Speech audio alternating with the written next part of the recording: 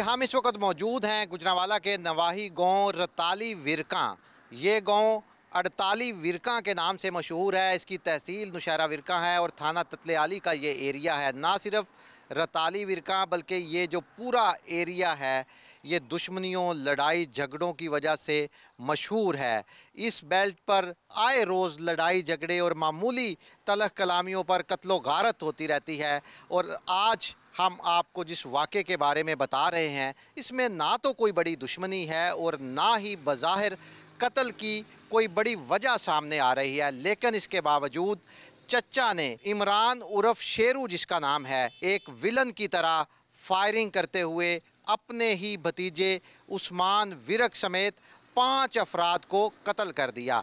ये जो जगह जहां मैं मौजूद हूं ये क्राइम सीन है। एक पेट्रोल स्टेशन बनाया हुआ था मकतूल उस्मान विरक ने, जो बाद में बंद कर दिया गया। यहां उस्मान अपने दोस्तों के साथ बल्कि अपने मुसल्ला मुहाफ़िज़ों के साथ सुबह सवेरे सोया हुआ था। उसका चचा इमरान शेरू आता है, उसके पास राइफ़ल होती है। उस्मान चचा को देखकर दरवाज़ा खोलता है लेकिन चचा फायरिंग कर देता है। उस्मान और उसके साथ जो 2 मुहाफ़िज़ थे वो दम तोड़ जाते हैं। यहाँ से जो मुल्ज़म इमरान शेरू है वो साथ ही सड़क के दूसरी तरफ जो इनका गांव है रताली विरका, वहाँ जाता है। वहाँ हवेली में जाकर फायरिंग करता है और 3 अफराद को गोलियां मार देता है। 2 अफराद मौका पर जाँ बहक हो जाते हैं और एक ज़ख्मी होकर अस्पताल में जाकर दम तोड़ देता है। 6 अफराद को गोलियां मारने के बाद इमरान उर्फ शेरू यहाँ से फ़रार हो जाता है। इमरान के साथ क्या हुआ आपको बताता हूँ, लेकिन यहाँ आपको बताना चाहूँगा कि जब यहाँ पर गोलियाँ चल रही थी ये साथ ही पेट्रोलिंग पुलिस की चेक पोस्ट है। बिल्कुल चंद कदमों के फासले पर पेट्रोलिंग पुलिस की चेक पोस्ट है। जहाँ इतना बड़ा वाक़या हुआ, मुल्ज़म आया, उसने फायरिंग की, 3 अफराद को कत्ल किया। यहाँ से सड़क के दूसरी तरफ गांव में गया, वहाँ दोबारा लोगों पर गोलियां चलाई और फिर आसानी से इस एरिए से फरार हो गया।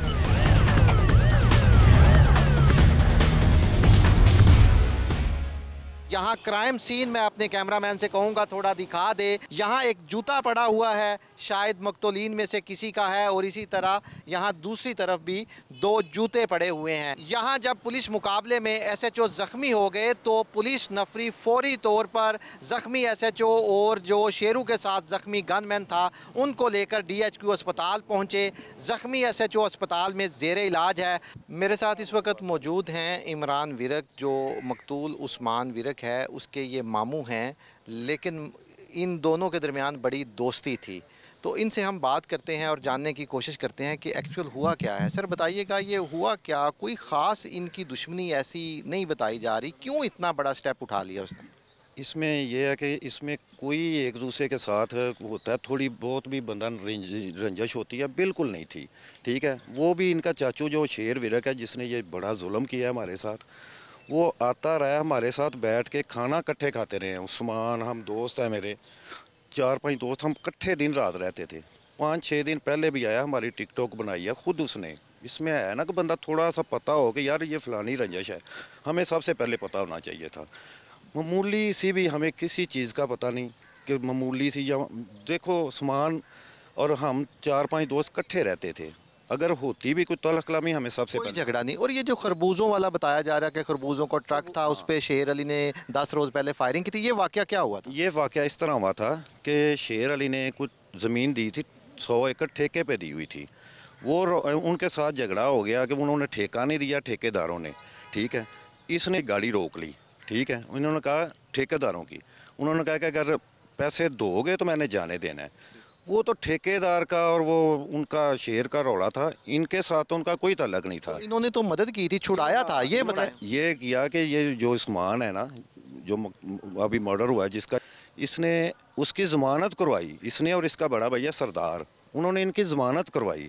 ठीक है, इनको छुड़वा के लेके आए, खुद ज़मानत दी कि हमारे चाचू हैं, हमारी बेइज्जती है। नामी ग्रामी लोग हैं ये कौन से आम लोग हैं, शख्सियत है इलाके की, ज़िम्मेदार हैं, काफ़ी इनकी ज़मीनें हैं इस इलाके के, सबसे बड़े ये ज़िम्मेदार हैं और चचा भतीजा हैं। तो शेर अली के बारे में थोड़ा सा बताएं। ये पहले सियासत में भी रहा है, क्या यूनियन कौंसिल का चेयरमैन बना था, किस जमात से था? ये बस खुद ही बासर शख्सियत थी, खुद ही वो बन गया किसी जमात का इतना कुकाफ लीग के दौर के ये एक दफ़ा यूसी का चेयरमैन बना था।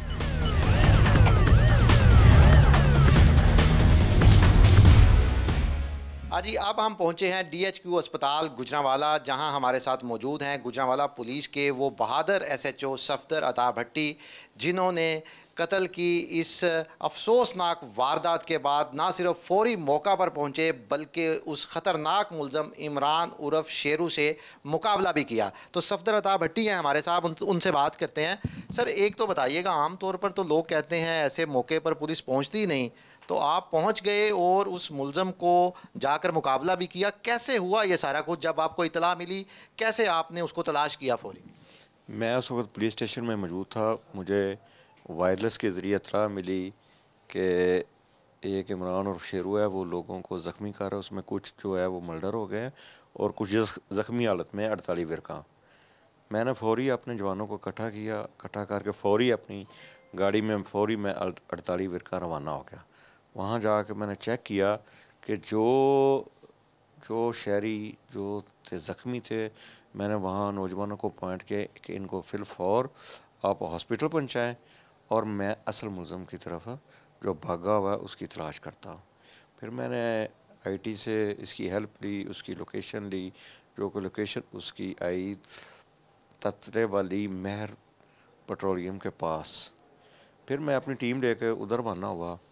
फिर वहाँ मैंने जाके देखा है कि वो हमारे चारों तरफ से हमने घेर लिया है और वो वहाँ से अपनी गाड़ी स्विक में और स्विच लगा के वो भागने की कोशिश करने लगे। एक वीडियो भी आई है, उसमें देख रहे हैं कि वो कार में सवार होकर शायद फरार होने वाला था और आपने पीछे से आके उसको पकड़ लिया है। तो जाहिर है वो तो छोटी सी वीडियो है, वहाँ पर मुकाबला हुआ, कैसे हुआ ज़रा थोड़ा सा बताएं।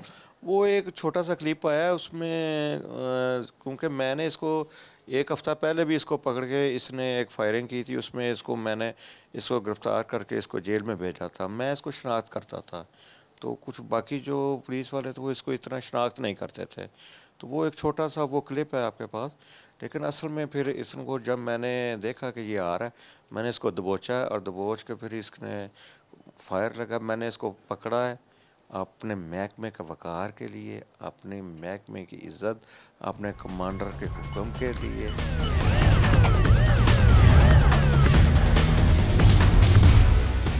प्रोग्राम जुर्म सज़ा के साथ पेशावर से मैं हूँ अबू बकर सदीक। नाज़रीन, पेशावर में एक बार फिर कत्ल व इक़दाम कत्ल के वाक़यात में इजाफा देखने में आया है और अभी गुज़श्ता चंद दिनों के दौरान कत्ल के तकरीबन 10 से ज़्यादा वाक़यात जो है वो रोनुमा हो चुके हैं। इन वाक़यात में कुछ ऐसे भी है जिनकी वजूहात जब इंसान को पता चले तो काफ़ी दंग रह जाता है और काफ़ी हैरान कुन वजूहात होते हैं। कुछ अभी रिसेंटली एक वाक़या हुआ है, उसी का जिक्र हम आज करेंगे और आज हम अपने नाज़रीन को उस वाक़े से मुतल्लिक़ तफ़सीलात फ़राहम करेंगे। फ़कीराबाद का इलाका है जहाँ पर अंडे लड़ाने के मामले पर जो है फायरिंग हुई है और इस फायरिंग में एक शख्स जाबाक जबकि 2 अफराद जो है वो ज़ख्मी हुए हैं। ये वाक़या कैसे पेश आया, मुलज़मान गिरफ़्तार है या नहीं और इस मकतूल के अहल खाना क्या कहते हैं, आज हम ये तमाम तर तफसीलात जो है वो अपने नाज़रीन के साथ शेयर करेंगे।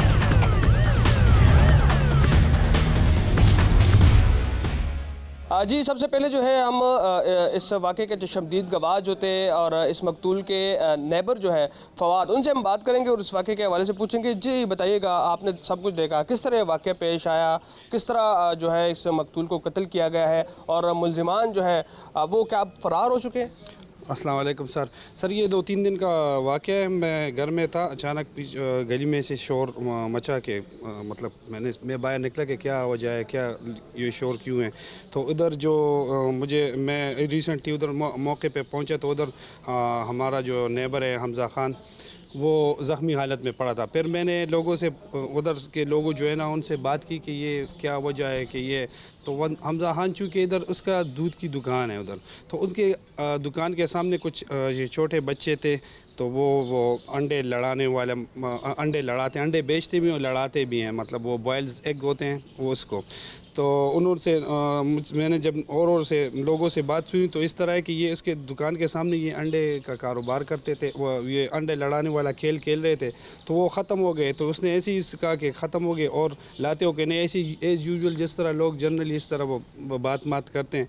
तो उसमें उन बच्चों के साथ उनके बड़े भी थे, उसको पता नहीं था, तो उसने उससे मतलब रीजनिंग की और उसको तब पढ़ दिया कि तुम्हारा इसमें क्या काम है और ये वो है। तो उसने कहा कि मैंने तो कोई ऐसी बात की ही नहीं कि मतलब झगड़ा है।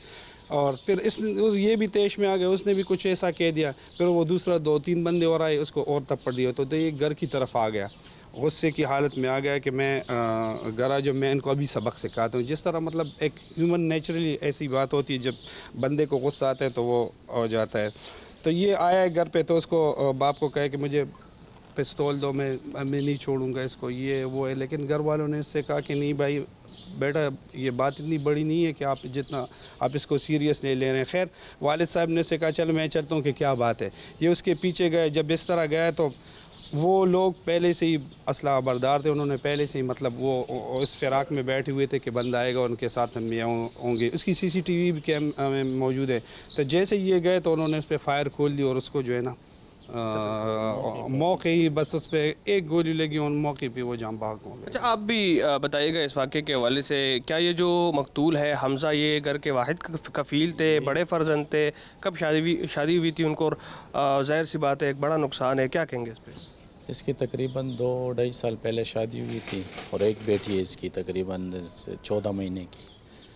और ये घर का बड़ा बेटा था, सब कुछ यही जिम्मेदारी इसके सर पे थी। जी, एक और जो इनका रिलेटिव है चाचाजाद भाई है इस मकतूल का, उनसे भी बात करेंगे। और उनके साथ जो है ये वो बच्ची है जो कि मकतूल हमज़ा की ये बेटी है, 13 महीनों की ये बेटी है उसकी। और ये जो आप देख सकते उनके चाचाजाद भाई के हम मामू जो है वो उनकी गोद में है। आप बताइएगा क्या इस वाक़े के? अस्सलाम वालेकुम सर, मैं हमज़ा का मामू हूँ। मैं जस्ट आप लोगों को ये बताऊंगा कि हमज़ा जो है ना बहुत हंसमुख इंसान था, बहुत अच्छा इंसान था। उसके ऐसी गैर एक्टिविटीज़ नहीं थे। वो अपनी कारोबार दूध का उसकी शॉप थी, वो कर रहा था, अपनी बेटी के साथ आउटिंग कर रहे थे, बस ये उसकी एक्टिविटीज़ थे, उसकी रूटीन थी। तो ऐसा बंदा तो नहीं था जिस लोगों ने जिस तरह मारा गया।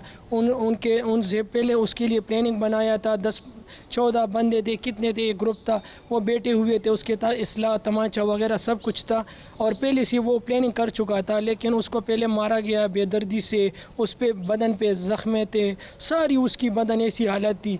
हम उनके साथ मतलब जो उसकी वो लाश के बाद वो उसको फ्रेश कर रहा था ना, तो उसके जो निशानात मैंने देखे ना, तो वो ऐसे इंसान की नहीं होती। फिर उसको ऐसी प्लानिंग बनाई थी कि उसको तमाचे के सामने से बिल्कुल सीने पे 1 गोली या 2 गोलियाँ लगी थी ना, लेकिन बहुत बंदे थे ना, एक ग्रुप था।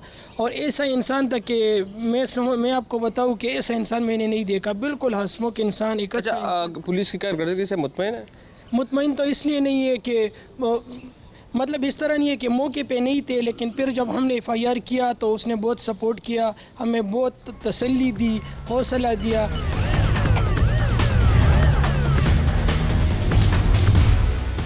जी, जिस तरह के हमने कहा था कि इस वाक़े के हवाले से हम पुलिस हुकाम का भी मौक़िफ़ लेंगे, तो इस वक्त हमारे साथ SP फ़कीराबाद तलाल साहब मौजूद हैं। इनसे बात करेंगे कि वाक़या कैसे पेश आया है और क्या इसमें कोई गिरफ्तारी अमल में लाई गई। सर, इस वाक़े के हवाले से तफसील बताइएगा, किस तरह ये वाक़या पेश आया? जिस तरह बताया जा रहा है कि एंडोपिक के तनाज़े पर यह वाक़या पेश आया, तो क्या वाकई यही वजह थी और क्या इसमें किसी किस्म की गिरफ्तारी अमल में लाई गई है? क्या अपडेट है?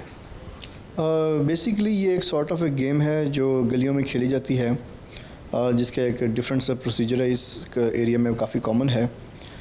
तो इस गेम के तनाज़े पर इनका पहले झगड़ा हुआ, ठीक है। वो झगड़ा जो है वो बढ़ता गया, इनके फैमिलीज़ इन्वॉल्व होना शुरू हुई, इनके पेरेंट्स, इनके भाई वगैरह जब इन्वॉल्व हुए तो मामला मज़ीद गर्म हुआ और एक्सचेंज ऑफ फायर शुरू हो गया। एक्सचेंज ऑफ फायर शुरू हुआ तो मज़ीद जो है उन लोगों ने अपने करीबी लोगों को बुलाया और फायरिंग के तबादले में जो है ये ज़ख्मी हुए और फिर इसमें ये फौत हो गए।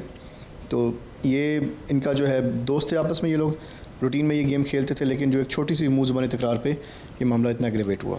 अच्छा, सुनने में ये भी आ रहा है कि दूसरे फरीक पे का जो शख्स ज़ख्मी हुआ था तो उसकी भी मौत वाक़या हो गई, तो क्या इस पर कोई हकीकत है? बिल्कुल, ये दूसरे फरीक से भी जो है ज़ख्मी हुए थे, क्रॉस फायरिंग था, फायरिंग का तबादला था, तो वहाँ से भी जो है एक कैजुअल्टी है। तो ये मामला भी जो है ज़ेर तफ्तीश है और दोनों पार्टीज़ जो हैं वो इस टाइम पुलिस की उसमें गिरफ्त में शामिल करने के लिए कोशिश जारी है।